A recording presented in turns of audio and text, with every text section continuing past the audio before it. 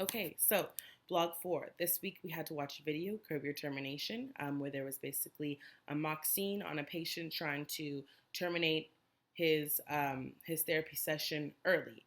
So taking some of the problems associated with termination from our book and applying it to this video in our situation. The first one we have is providers failing to communicate clearly and fully the conditions of closure. So I think what the therapist didn't do, I think this is a pre-step. In the beginning, I think the beginning of your sessions, the therapist should make very clear, what might happen if you decide to terminate prematurely. Also, I think what would be helpful is if the provider did an activity in which the patient got to say and write down how the patient would feel like what feeling better is going to look like to the patient. You're not going to be agitated anymore.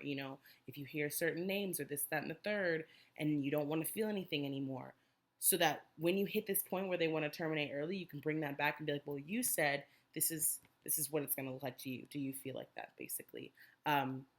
Secondly, providers failing to handle the patient's emotional response to terminating the relationship. I think that in the video, the therapist was a little bit sarcastic.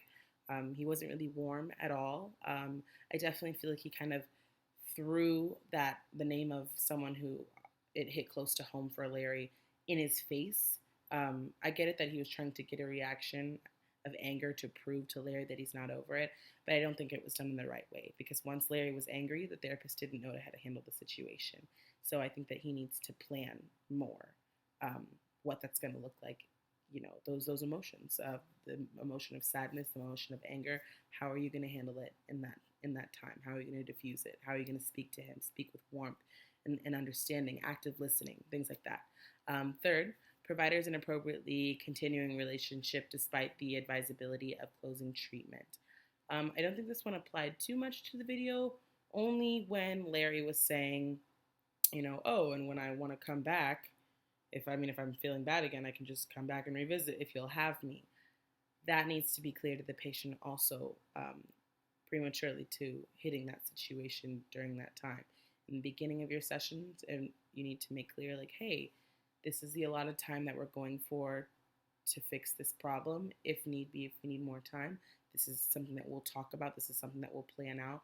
But it's not going to be it's not a personal relationship.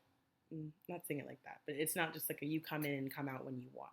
You know what I'm saying? It's still, it has to be professional to a certain extent. So yeah. For what we had to pick off of page 115, the specific communications, I chose informing about and clarifying expectations. So I think one of the best methods is, like I said, doing an activity in which the patient writes down what that's going to look like when he does feel better. And so I would say something like this: Larry, I want us to just take a second. I said, I understand your feelings of termination. I want us to take a second to look back on those pinpoints that you wrote down on what it would look like and feel like when you're feeling better. I want you to evaluate this list and also take it throughout your week and really look at your week and see if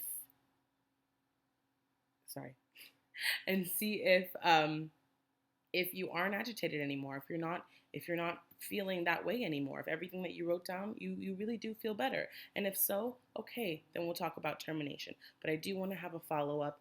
I do want you to take this list and apply it to your week, and then we'll come back. Thank you.